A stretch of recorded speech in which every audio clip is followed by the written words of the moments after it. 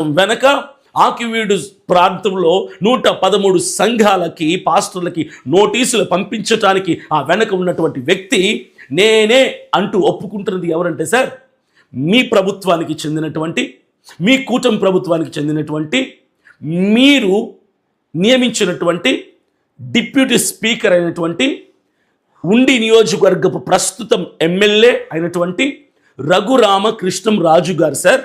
ఆయన మీ తెలుగుదేశం పార్టీకి సంబంధించినటువంటి ఎమ్మెల్యే సార్. ఇదంతా చేస్తుంది నేనే అని ఆయన చాలా సందర్భాల్లో చెప్పారు సార్. కానీ మీరు స్పందించలేదు సార్. రఘురామకృష్ణంరాజు గారిని కనీసం ఒక్క మాట కూడా మీరు మందలించినట్టుగా మాకు తెలియదు సార్.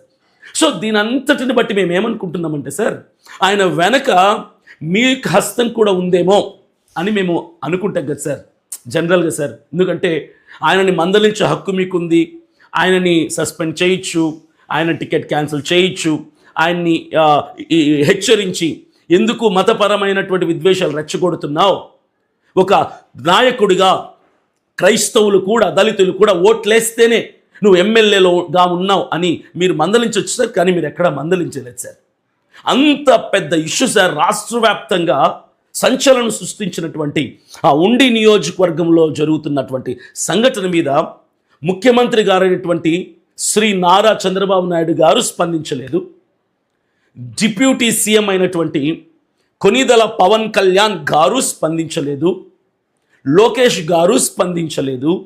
మన హోమ్ మినిస్టర్ అనితా మేడం గారు స్పందించలేదు. క్రైస్తవులు అంటే మీకు ఇంత ప్రేమ అని మాకు అర్థమైంది సార్.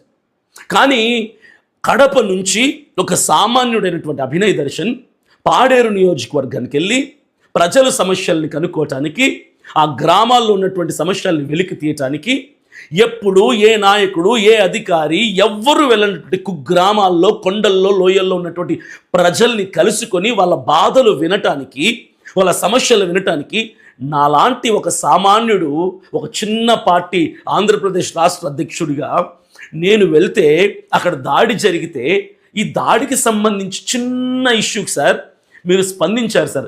ఇదే స్పందన ఉండి నియోజకవర్గంలో మా క్రైస్తవ సమాజం అంతా పడుతున్న బాధను బట్టి మీరు ఎందుకు స్పందించలేదు సార్?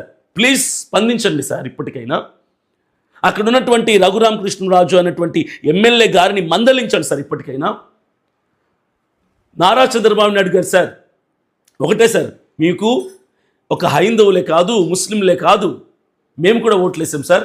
మా దళిత క్రైస్తవులు, మా క్రైస్తవ సమాజం అంతా కూడా ఓట్లేస్తేనే సార్ మీరు సీఎం అయ్యారు.